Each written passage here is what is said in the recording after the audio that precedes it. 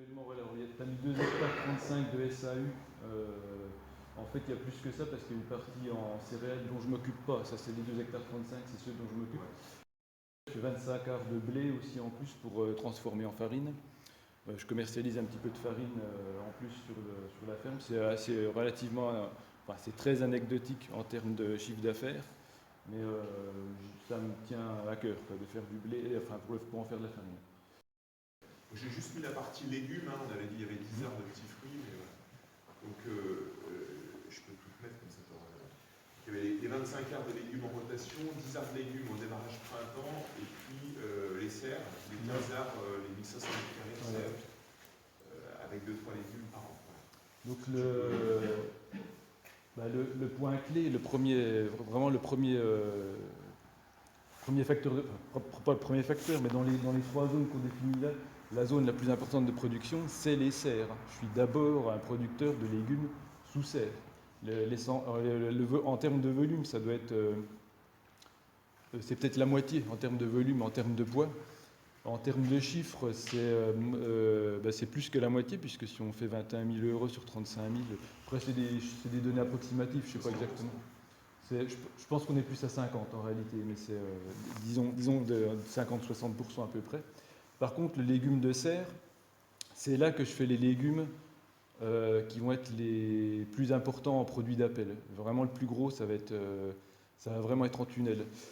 Avec différents produits sur la saison. Le tout premier légume de printemps, c'est les épinards, jeunes pousses de salade, radis et navets. Donc cette gamme-là, les premiers légumes de fin avril, c'est à peu près les seuls trucs que j'arrive à avoir fin avril.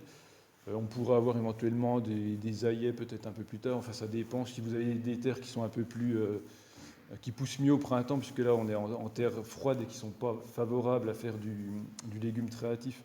Donc au cours de la période de l'année, je vais avoir différents légumes vedettes qui vont faire venir les gens sur l'étal. Donc les tout premiers, ça va être ça. Il n'y a rien. Donc vous étiez plus là pendant 3 mois, vous revenez, voilà, les gens sont avides de légumes, vous venez avec les premières bottes de navets, les premiers radis, il y a une très forte demande là-dessus. C'est vachement important de reprendre contact avec les clients sur ces légumes-là, les avoir très tôt. Ce pas forcément des légumes à très haute marge ou qui sont très intéressants en chiffres, mais ils sont importants pour reprendre contact avec les clients, parce que c'est tout ce que vous arrivez à avoir très tôt, quoi. On va dire fin avril et au mois de mai. Après, à partir du mois de mai, moi je vais avoir les légumes très attendus, ça va être les pois mange-tout, les pois grains, j'ai des grosses productions sous tunnel, j'arrive à faire des très gros rendements sur ces productions-là. Puis les premières carottes bottes, c'est aussi très attendu. Tous les légumes de printemps vont être attendus, les premiers oignons blancs.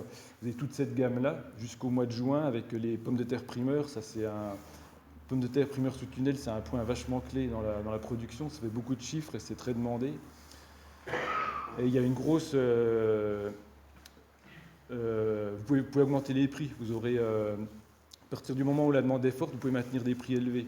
Plus vous pouvez maintenir des prix élevés, plus votre marge est élevée, plus mieux vous vous payez au final à votre heure de travail.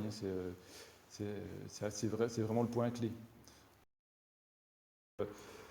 Le prix, c'est par rapport à c'est par rapport à la valeur que vous donnez à votre travail. C'est pas par rapport à se comparer au prix du supermarché ou de je sais pas trop quoi. C'est par rapport à la valeur que vous donnez à votre travail. Si à la fin de l'année, comme chez certains maraîchers, vous vous payez à 5 euros de l'heure, c'est à vous de voir si vous estimez que c'est juste d'être payé à 5 euros de l'heure. C'est vous qui voyez. Moi, je trouve que c'est pas juste. Donc, j'ajuste mon prix de légumes et puis mon mode de production pour que mon prix de travail horaire soit sûrement pas de cet ordre-là, quoi.